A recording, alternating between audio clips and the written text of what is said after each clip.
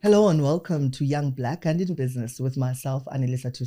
Today's conversation is my favorite. It is the business of fashion. And in studio with me, I'm joined by Inga Sebata. She is the founder and the lead designer. At StitchedByInga. Inga, welcome to Young Black and in Business. Thank you so much. I'm really excited to be here. I think I want us to tell a story. So let's start from the beginning. Mm-hmm. You grew up in a small town and you had a career in PR. Mm-hmm. And then now you are in the fashion space. How did you get there? What does the journey look like? So the reality is that I've always wanted to do fashion. Yeah. It's always been my first passion. However, as it goes with when you're in school and you're dragging your feet to apply at varsity, and then by the time I applied, it was too late. Yeah. The course was closed. It was full. So I had to take my second option. And I didn't have a second option, to be honest. So at varsity, they looked at my marks and then there's some points that they put together. And then they said, these are the options that you have. So I loved all the options. So it was marketing, journalism, advertising. Why is there always spaces in those? I don't know. It's so weird. It's always space. I think people they don't know that there's a career like that exists. Right. So people don't apply. There's always, I think. There's always space. I'm one of those children that applied very early. I applied at grade 11. So I can't really relate. But I was helping somebody apply for iskolo a while back. And they were like, because it's that emergency thing where a child didn't apply throughout matric. Yeah. And then now it's January, they've got the results. They're like, Anelisa, I need school, I don't know. And all we could find was marketing, PR, journalism, diploma, anyway. And I love that, by the way. And I'll get to why. So then these were the options that were presented to me. So either I do marketing, journalism, advertising, or PR. And then when I looked at PR, it included everything else. So it had marketing inside, it had journalism inside. Yeah. So I was like, okay, since I love all of them, let me do PR, because then I'll also be able to do marketing, journalism, and advertising in there as majors. And so that's how I got into PR. And then as it goes, obviously I have to do my internship. So applied at PR agencies, got a job, and kind of forgot about fashion for a while, because now I'm pushing the career. Yeah. And you're enjoying it, because PR is a nice field. Yes. Stressful but nice. Exactly. So now I'm enjoying it. And then fashion then became a very distant memory for me. But then you spend this much time in PR, you're enjoying it. How do you then wake up and decide, you know what, fashion was my first love, I want to go back there? I'll always thank my firstborn child, my kids, because they got me back into fashion. And the story is that when I became a mom to my first child, Okawe, I felt my gynae, not my gynae, but the pediatrician at the time, he called it mommy blues. But I just felt like my life is at a standstill. I felt like I had done everything I needed to do in PR. I had reached the ceiling. I got promoted, got the bonus, got everything. Yeah. So I was in that what now phase, and it happened during my maternity leave. Yes. Do you know what? I'll follow up on that, but yes, I want to hear the story. It happened during my maternity leave where I just felt like, I'm stuck. I felt stuck. Right. Yeah, I felt stuck, and the stuck for me was, then what? You know?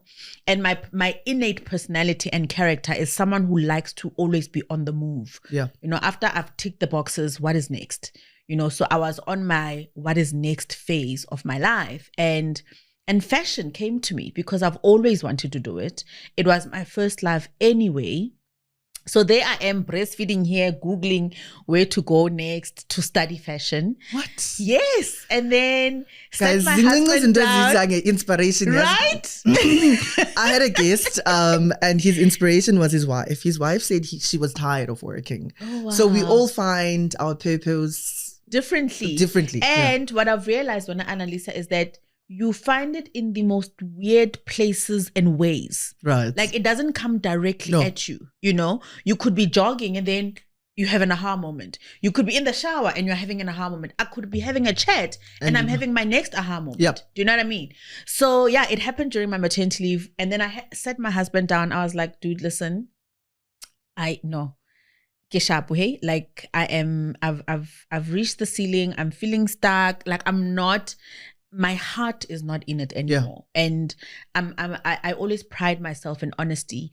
And I said to him, I remember saying to him, I feel like I'm just collecting a paycheck now. Yeah. You know, and that's not who I am. I'm not a paycheck collector. I put my heart in things before the paycheck. I mean, the paycheck is good, but my heart has to be in it. So I need to find my next. How old is Kawi now? He's a baby, hey, like weeks. I'm not near going back to work. When are you having this conversation while you're breastfeeding? I'm breastfeeding, changing nappies, temperatures, who busy man. You know, and I'm having this conversation with my husband at the same time. And he said to me, what do you want to do and how do I support you? Yep. That meant he needs to be the primary parent now. So meaning, you know, what do they call these things? I haven't been a newborn mom in such a long time. When they go for your checkups and stuff. So he now has to assume that position because I have found my passion. God bless your husband. No, God bless your husband. Jonga, they don't make them like him anymore. I always say to people, like him behind me, there's a very supportive husband. If I didn't have that man in my life, like I wouldn't be able to do, Anelisa, half the things I do if I didn't have him. So anyway, so he said, what do you want to do and how do I support you? And I said to him, listen, I don't want you to also feel stuck because now I'm chasing my life. Yep. You know, so let's chat, see how we negotiate. Do we need a second nanny so you can also be free? Yeah. Like, what do we do? How does it look like so you don't feel like now I've dumped things on you so that I can go chase my dream? So how do we do that? And he was like, listen, brah, like, do you? Okay. And I'm here. I'll take the load that needs to be carried and you go do. So I went online, go checked the nearest schools, like proper schools though. Like I wanted real university. You understand that? Like it's scholarship proper. Is there like a reason why school. you wanted like a proper school? I think I'm old school that way. I don't want the city when I say I went to Inga Stitches University and then they're like could be up. I didn't want that. So I wanted a proper school, but also taking into my reality that I'm a new mom. Yeah. You know, so I don't want to drive far and all of those things. So then I went Googling and then I found Vega. Okay. And I was like, cool kids worldwide. I don't know if Vega. Oh, you gotta make it work. So I found Vega. And fortunately, at the time, I don't know now, but at the time they had part-time fashion courses. Okay. So you can go on Saturday. How long ago was this? Hours. This was in 2018. Sure. Yeah, this was that was a while back. Yeah. So they had part-time courses where you could go on Saturday. So on Saturday, class is like from 8:30 until 1:30. Sure. Every Saturday. Yeah. It was hectic. And also let's throw into the mix that I also felt pregnant in between. Again. Yes. Ni busy nina. So now, by the time I started Vega, my second child, Khabane, is 6 months. Sure. Yeah. So I have a 6-month-old and I have a 1 and 9-month-old. 2 under 2. I have 2 under 2 when I start school. Now, you're going back to school. You are a mom of 2 under 2 chaos. The school on its own. How do you navigate that entire... I mean, how long is fashion school? So it depends on how quickly you learn. They can compress it to a year or you can take the full 3 years. I'm guessing you took the year. I took the year. I didn't have Figured. I don't have time. So I took the year. And look... It was all sorts of straining. Yeah. It was all sorts of straining. But fortunately, I'm an extremely organized person, and that worked in my favor. Yeah. So I knew that in the morning I must wake up at 5. I must express milk because my kids also loved breast milk. I must express milk. I must puree food. I must prepare everything that my husband is going to need for the day so that he doesn't feel overwhelmed. Then I must prep for class. Then I must leave home at 8:30 so I can make it to campus at 8:15 because I also hate being late for anything. Woo! Then I'm at campus from like 8:30 until 1:30. Then I come back home. And then my youngest one he didn't like taking breast milk on the bottle. I mean, but when I'm not home, he had no choice. Yeah. When I get home, all he wants is breast me milk. and to latch onto my breast and just sit there. I don't know how you did it. And I am so tired. I am so tired. So what I would do is I get home at like 2:00. Then I take him, the youngest one. Yeah. And then we go lie in bed so he can just do his thing on my boob. And then we'll both pass out. And then that's how I relaxed. And yeah, and I did that for a solid year. It was tough. I won't lie. It was really tough. But I was determined also. Yeah. If I start something, I need to finish it. And I need to finish it properly. So yeah. I mean, talking about it now, I'm just like, I'm just listening to you. I'm like, what? That's a lot. But you know what? I think, if there's one thing I'm learning from just this story is one, support structure is quite important. Absolutely. Because you had that. And I don't think a single mom would be able to do that. But also you were very clear on what you wanted. Yep. Which I think it kind of helps the people around you to support you as well. Now, fast forward. We're in 2025, 2026, and you've got Stitched by Inga. You've been around for a while, because I think the first time I followed you, I was looking for something and somebody had tagged you on it and you were said looking Inga. for bonnets, I still remember. I remember somebody had tagged you. I know I was looking for, guys, I use my socials to find my people. And that was a long time ago. Hey, I think it was 3-4 years ago because it was just after COVID, if not during COVID. Where are you with the business and what is your differentiator in the market? Because there's something, I don't want to give it away myself. I think this is your business. So what's your differentiator? I wonder what that thing that you think the differentiator is. And I'm going to ask you because I need to know.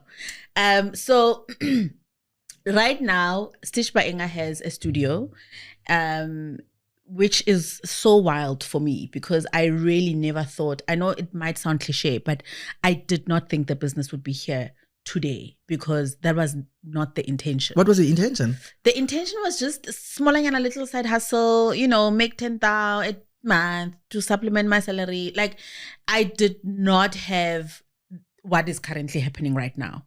It was never the intention. Yeah. I thought it will remain a side hustle until.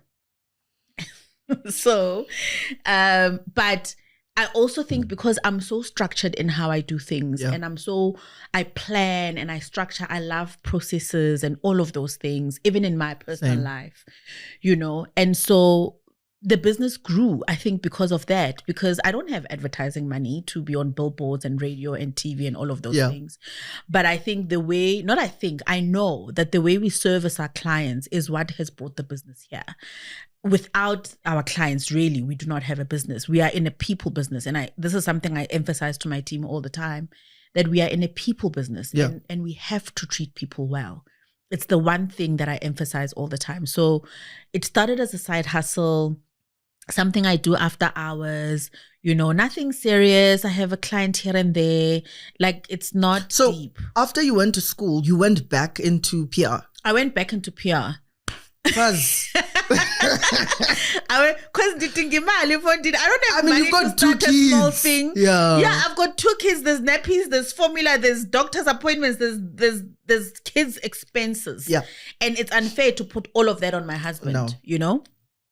So I went back to PR. So now we are in 2019. Then I start making cute stuff for myself because I can sew now. I'm experimenting. I get a lot of them wrong because I'm still starting, learn from them, go back to the drawing board and so on and so forth.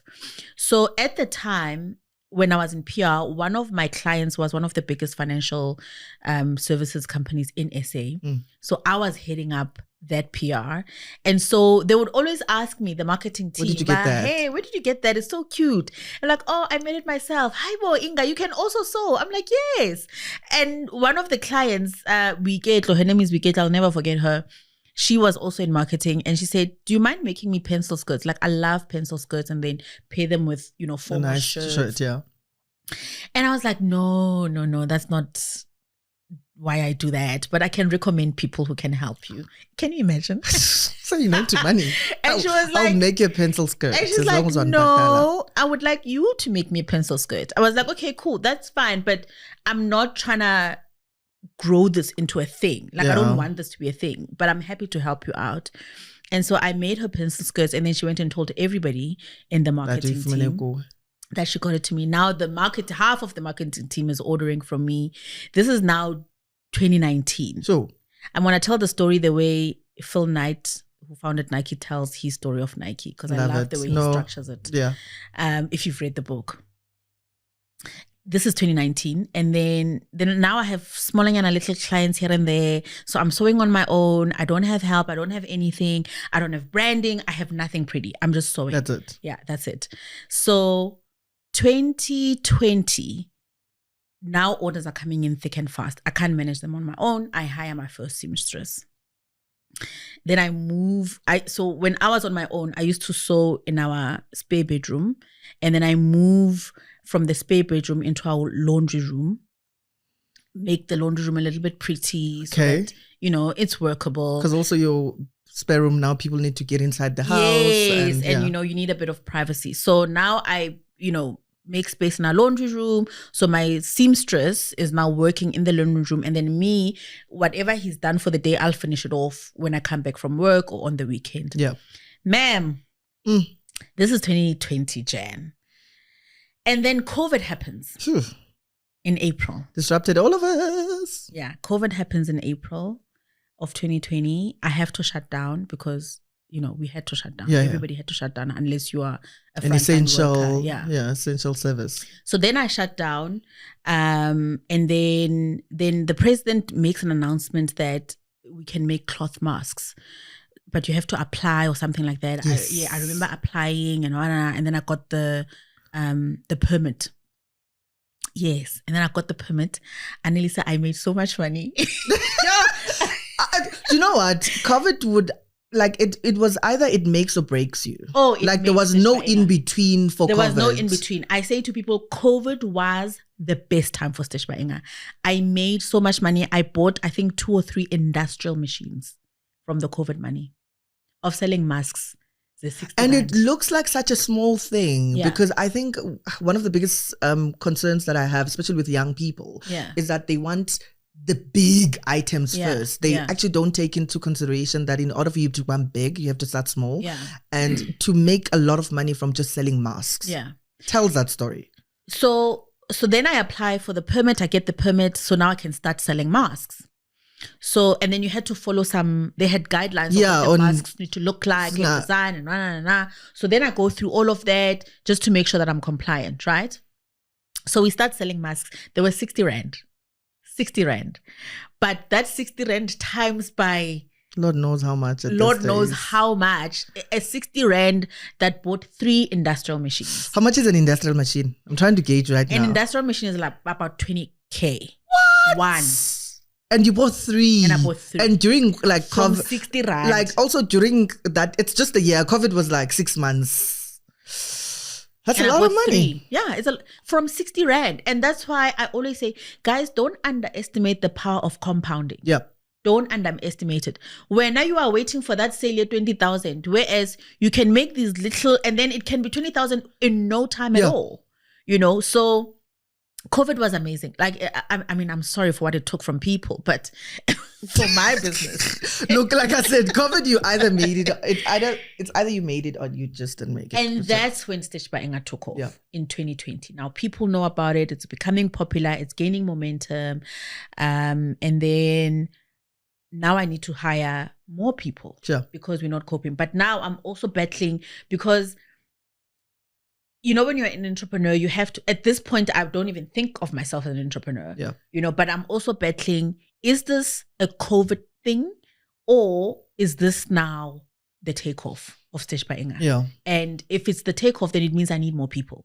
Sure. But if it's a COVID thing, then I don't want to hire somebody. Then I break their heart when I don't. I mean, I've got something to fall back on, which is my PR.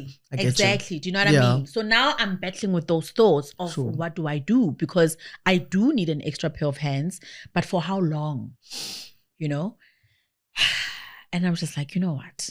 I'm just going to faith this out. I'm hiring another person. We will figure it out. So I hire my second seamstress. This is now mid-COVID, going out of COVID now. And funny enough, the business just kept picking up speed, even post-COVID. Sure. And I think when Anelisa, a lot of it had to do with, again, client service. I was about to ask you on what would you say attributed to your growth? It's client service. It's client service. What do you do different? Because I mean, we all know Black a tailor can be a tailor, you know, it's client service. Yeah. If you say to Anelisa, if you order now, we will deliver in 10 days. Sweetie, you better deliver in 10 days or earlier, not on day 11. Yeah. And a client must never follow up. We manage their expectations. So if we're going to be late, if we say to you, which hardly ever happens, I can count in one hand how many times that has happened. But if we've made a commitment and we can see that, okay, according to our production schedule, we're not going to make the commitment, you manage the client immediately. But I want to play devil's advocate on this because you've got a PR background. PR is communication. Yeah. Would you say your communication background actually contributes to your business success? Because you're speaking like a comms person right now, and I'm a comms person at core. You are, no, like, you got to manage the client. I'm like, spoken like a true PR person at this stage.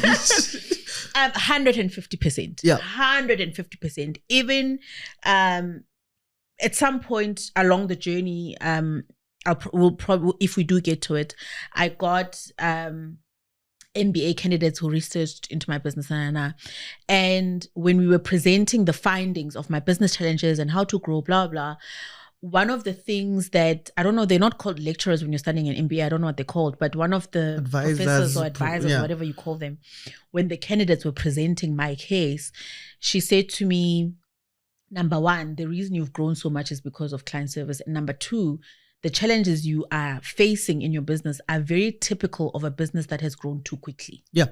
For you should not be here for someone who's had a business for 3.5 years at the time, you know, and all of it really has to do with PR, because those are the things that you learn. I mean, I look at other entrepreneurs and the things that they complain about, I always have to call myself to order because I'm like, I have this advantage of PR. Yeah. And some of the things I think they're obvious, you know, like you can't be complaining about this. The client complained because you are late. Yes. And they're supposed to complain. What is your problem? You are supposed to manage them. Do you know what I mean? Yeah. But that an accountant who started a business here, fashion or a people business, probably doesn't even think that way, right? But in PR, because you're trained to think that way, you know, communication is key. Yeah. I mean, I guess this was going to lead into my point, because my question was actually the role of good communication in growing a business, because you not only just in the business of fashion, but you also have a good background, and there's something that other entrepreneurs can learn from you. So what, like, how do I make sure that my business survives by using communication as a tool? You know, before I answer that, one of the things I continuously learn is also when you say to other fellow business starters and owners, maybe somebody who's starting their business and they're asking that question, and you say to them, client service is key. They don't even know what you mean by client service. Why are you starting a business if you don't know what client service is? Like, but and that's it. That's it, right? You and I think, I mean, not we think, we know what client service is. You have a journalism background and then a comms background. I have a PR background.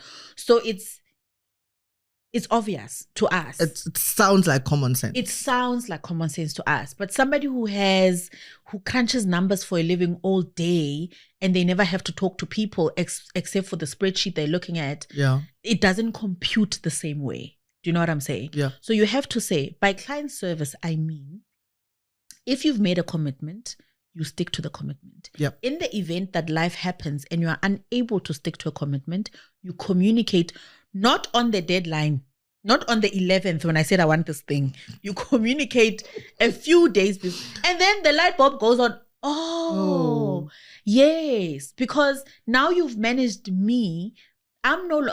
Yes, it's an inconvenience that I'm not going to get my thing on time, but I'm not mad because you've given me time to find other solutions, as opposed to you telling me on the 11th, I'm expecting it on the 11th. Now, what do you want me to do? I've got a wedding tomorrow. I have a wedding tomorrow. And you're texting me now. Now, when it's supposed to be delivered. 5. Somebody once texted me. Do you know what I mean? Close of business. Where am I supposed to find a new dress now? Exactly. But if you told me 3-4 days earlier, then I'm like, oh, okay, what a bummer, but it's fine. Let me go to Zara or whatever. Yeah. Do you know? That's what I mean by client service. And when you say to a client, come for a fitting, when they arrive, they're expecting to find their thing there, ready, not on the machine. That's client service. Yeah. You know? What the client has, if you don't understand maybe the brief that the client gave you, don't go and assume your own things. Yep. Double click and double check. Comms 101, guys. This is Comms 101. Comms 101. And people take for granted how important effective communication. Yeah, not just communication. Effective communication is in running and building a successful business. And those have really been the saving graces for me. Not because we are one of the best, but not because we are one of the best, but because we really just treat our clients the way that clients should be treated. Yeah. And it's not something to be applauded for. That should be the standard of how businesses operate. Inga, now you've mastered communication, right? But what would you say are the biggest challenges for you as outside? Communication is not a challenge for you. But as a fashion entrepreneur, what would you say are the challenges that you might not even be now, but some of the challenges that you've had to encounter, and maybe share on how you actually were able to get through them? Because Inga is still StitchedByInga is still running, so the whatever challenges you went through, you actually went through. Yeah. What you grow through, what you go through. Go through it. So look, one of the challenges obviously is mass fashion. Yeah. And how cheap or cost effective it is versus buying from a local clothing label. We can't compete. That's the reality. We can't compete. We can't compete, yes. We can't compete with price. Okay. Let me put it I think that's the right way to frame it. We can't compete with price. Look, now, the big ones that we know, that I also love, by the way, like I have nothing against them. Yeah. I always say to people, I buy my StitchedByInga stationery there. My shopping bags are from there. My clothing tags are from there. I have nothing against it. But I had to wake up to the reality that I can't compete with these people on price. Yeah. And I also we can compete on delivery because they take 10 to 15 days. Yep. I also do the same thing, but they cannot compete with me on quality and tailor making. Yeah. We can't compete there. When it comes to quality and tailor making, I will still surpass them. When it comes to price, I can't. So now I need to target the customer that prioritizes convenience, number one, because we're also convenient, that prioritizes convenience and also quality and service. There are still those customers that want to talk to a person. They want to interact with a human, and not always be online and tracking and checking. And, there are also those customers. So I had to be clear on, okay, this is my reality. And they're not going anywhere. There's no point of dwelling on it because they're not going anywhere. They're not going anywhere, Anelisa. And I also am not going anywhere. So how do I make this work for my business? Sure. And who are my clients in this landscape that I'm faced with? So I can't compete on price. I will never want to compete on price. And therefore, even when we speak, like if you go through our pages, we don't trump price. We don't talk about price. We talk about service. We talk about speed of delivery. We talk about custom making. We talk about client service. We talk about things that we can compete on. Yeah. Because I can't compete on price, and that's the reality. I think I was going to touch on what you and I are speaking about right now, because I mean it's a known challenge, especially in the fashion space. Yeah.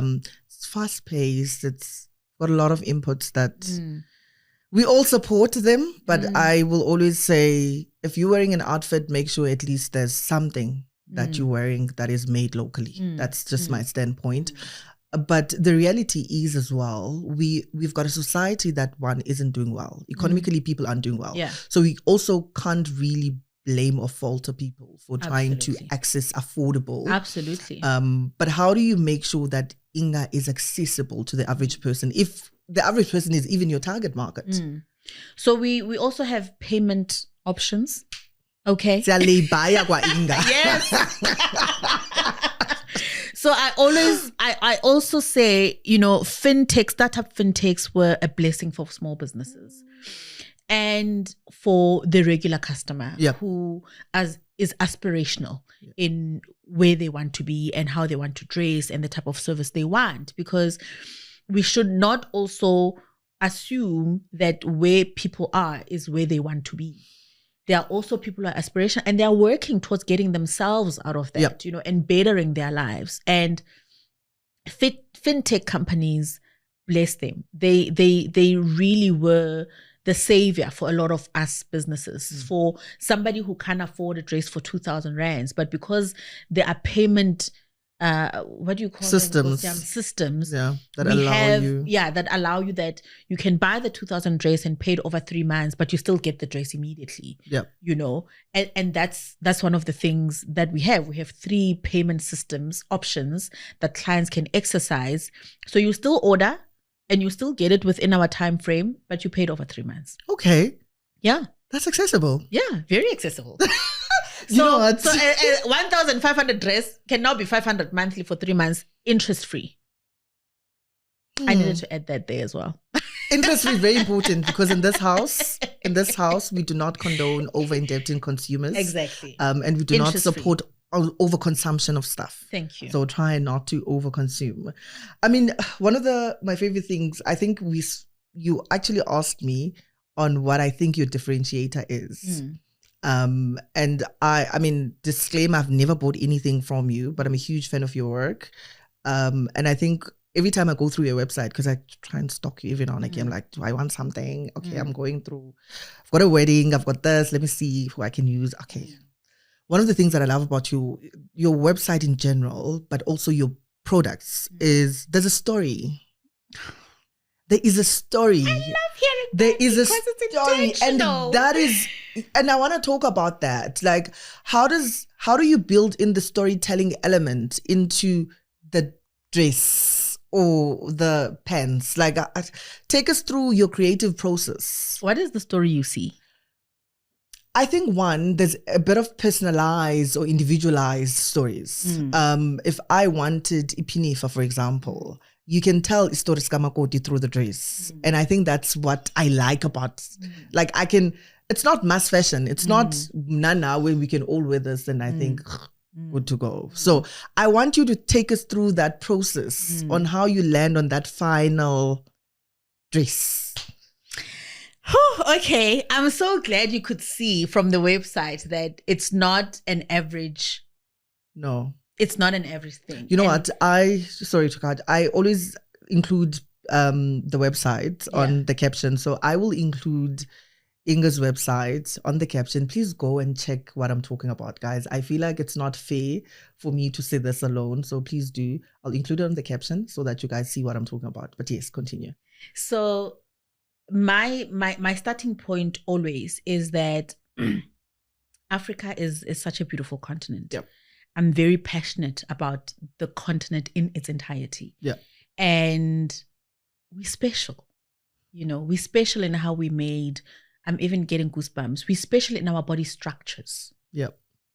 We are special in how we are designed as women in Africa. African women. And we're not the average woman that you will find anywhere else outside of this continent. True. You know, and so when I design, they have to buy our features in order to look like us. Exactly. And they originally made. Originally, Sana. So in my design and thinking process, the African woman is always the center for me. What is she comfortable in? What does she want to wear? Who is she? How does she feel like? What are probably some of the features in her body she would want to accentuate or ones that she wants to manage? I never say hide, but you want to manage them. Yeah, of course. And then there's features that you want to show off, you know. And so I have what an African woman looks like at the center of everything. Even the website has African woman, just FYI. Yeah, because who look like you and I. Thank you. That is the whole point. And I am so clear and uncompromising on that. I am very uncompromised because I always feel like we are compromised everywhere else in the world. So you can't come here and also compromise us. Do you know what I mean? Also, you can't be an African woman and not have inclusive sizes for African women. It just doesn't make sense. But yeah. And if you go to our studio, which is very close from here, by the way, you'll see, like, even our sizes, it's rare that you'll find a size 30, because who wears a size 30 in South Africa? I mean, how many people wear size 30 in South Africa? I mean, yeah. Do you know what I mean? Most of us, we start from 34 going up, you know? And so the ready-to-wear stuff that we have will start from size 36, because that is the reality of our country. Yep. Guys, that is the average South African woman or African woman in general. Yes, an average African woman starts from size 36 up to size 44, 48. Do you know what I mean? Yeah. And so they're always at the center. And what does that look like in terms of comfort and functionality? What does she want in clothes? Like, that's always the center of how I start my designs. It's about the African woman.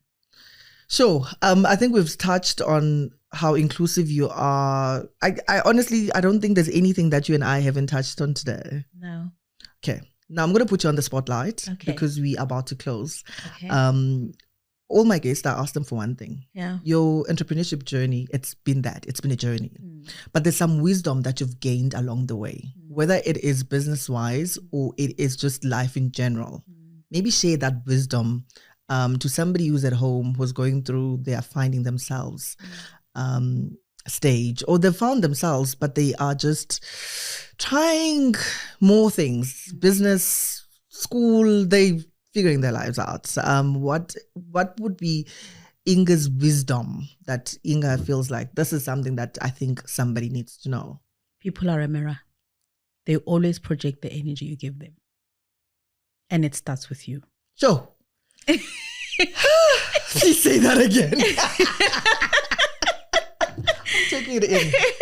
People are a mirror. They always project the energy you give them. Always. They always, and it starts with you. So if I come in here and I'm somber and I'm moody, or, you know, I'm down, you guys will automatically be down. Yep. Because of me. And I'll give you a practical example. This morning I had a fitting, and the client came in, like, also I'm very good at reading energy quickly. Like, in 2 seconds, I can already tell where you are, you know? So then I decided I will meet her where I am. And that's high spirits all the time. That's it. So she came in, I'm like, hey, how are you? My name is Inga. Are you a hugger? I'm a hugger. Come, let's hug. Come. Immediately, she lit up. Immediately. And I know this, Anelisa, over the past 5 years, I've dealt with people. I mean, even in PR, I dealt with people, yes, but not at the rate that I deal with them at StitchedByInga. Like, at StitchedByInga, the rate is like high. So that's one thing I've learned, that people will always project the energy that you give them. They bring it back to you. So I know that if a client is a bit offish with me, chances are I was a bit offish. You know, maybe I didn't greet them or meet them where they are. So I'm always aware or where my energy is when I interact with people. And it's something that I also emphasize with my brand assistant, because she's the one that receives the clients. Sure. Like, always be aware of your energy, because that's what people are going to project. And I will tell you something so, it might sound like nothing, but if And I've had this experiment, and that's when I decided to go to Norman. Fanba always be right, especially when I deal with, if I'm having a moody day, I will have the moody day after the client has left, not when the client is here. Like you might find, let's say, for example, I'm having a moody day and then you come for a dress fitting and I'm like, and then something small, Anelisa, maybe the dress is too long. It irritates you so much. Yeah, because the energy is off as well. Exactly. But when I'm like, oh my word, hey, how are you? You look so nice, hug, whatever. Would you like something to drink? A small dress or a long dress, it's a non-factor. We just fix it quickly. Okay, no, love the dress, but can we just adjust here and there? It's a non-issue because I met you with the correct energy. So people, and you're bouncing back. And you are bouncing it back. So people are a mirror. They will always bounce back. What you give them is what they will give back. Quote Inga, guys. Inga, thank you so much. And before we close, I just have to say that because I operate that way, I don't have half of the issues that a lot of entrepreneurs have. Yeah. I really don't. Do you know what? You know how I feel about comms, so. I can't relate, Shem, guys. I'm sorry. I empathize, but I don't relate, because I got comms right. Do you know what? Thank you so much. I'm not going to add more. I usually just sum up people's words, but I think you've said enough and you've said it well.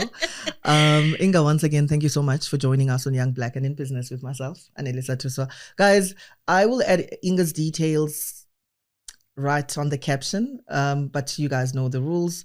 This is more than just a podcast. This is also our business directory. Now, I know Inga doesn't like the word support Black businesses. Buy. But please buy, support, make sure that you get back into the spirit of Ubuntu, making sure that you support somebody that looks like you, sounds like you, but more than anything, man, let's keep the spirit of Ubuntu flowing. Until next time, take care.